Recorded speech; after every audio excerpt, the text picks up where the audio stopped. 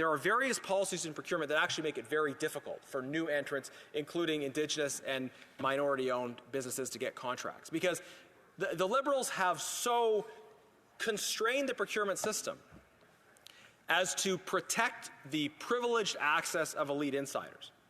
We saw this with the Arrive scam scandal as well.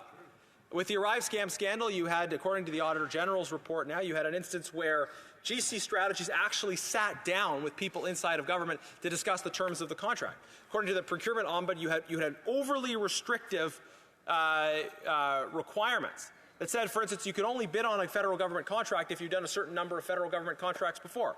Well, how does that make any sense? If you're a business that can do the work, maybe you're a new business, maybe you're based somewhere else in the country, maybe you're started by someone who doesn't have the same insider access or in a history with the federal government, but can actually do the work.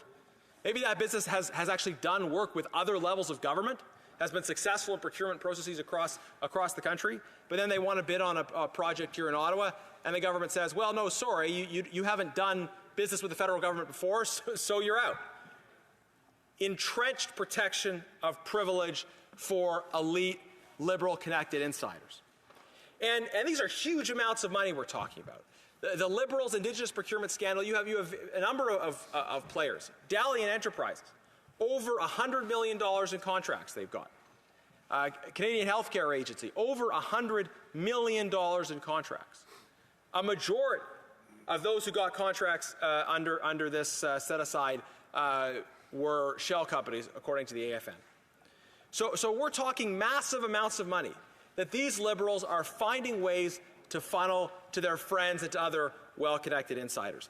Those are their priorities, getting money to elite insider NDP Liberal friends. Our priorities are restoring common sense, bringing it home, axing the tax, building the homes, fixing the budget, stopping the crime. And when the carbon tax election comes, Canadians will be able to decide between our priorities and theirs. Hear,